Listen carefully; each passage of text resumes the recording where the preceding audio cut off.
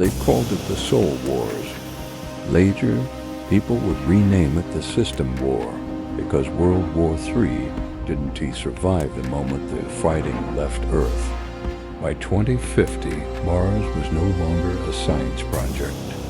It was humanity's first real colony, pressurized cities dug into rock, greenhouse domes that never stopped humming, and mining corridors that smelled like metal and ozone.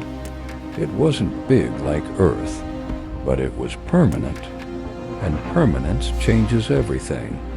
Over the next decades, Sol filled with smaller footholds, lunar shipyards, and fuel depots.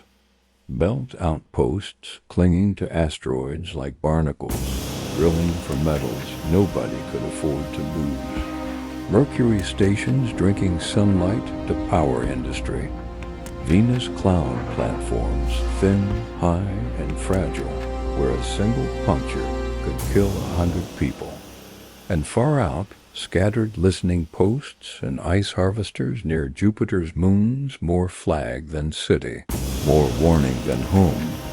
Earth was still divided into 167 nations.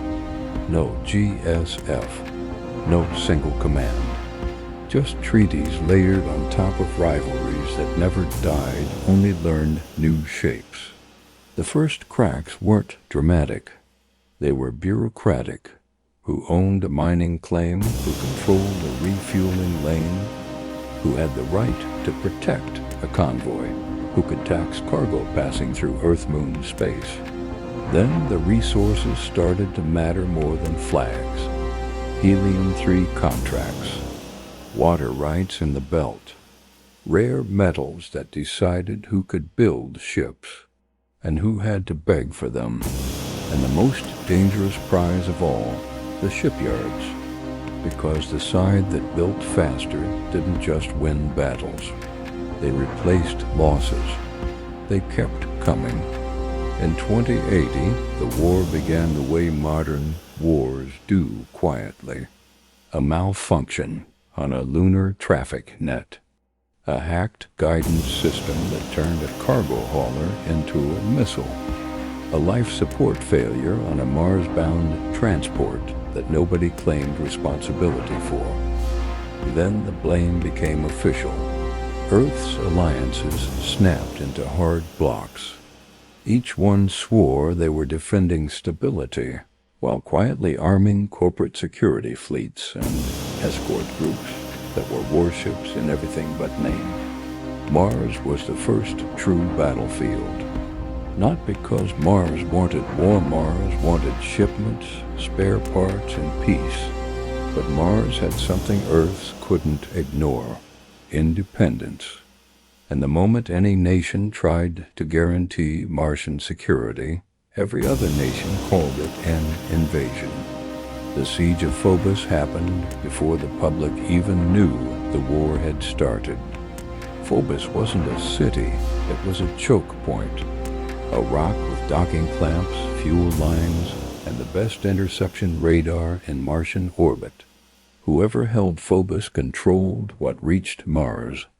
So the first real battle wasn't soldiers storming beaches. It was cutters chewing through hull plating. Boarding teams fighting in narrow corridors where one stray round could crack a coolant line and freeze a whole deck. Drones spilling into vents like insects, and emergency bulkheads slamming shut while people screamed on the wrong side.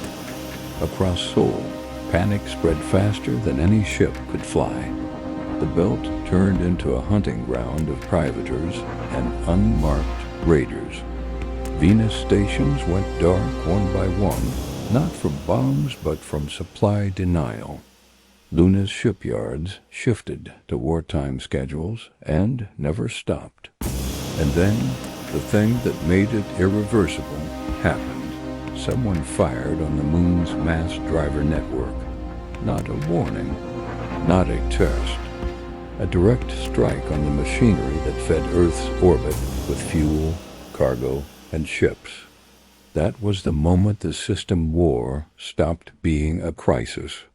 and became a survival fight for every human habitat and soul.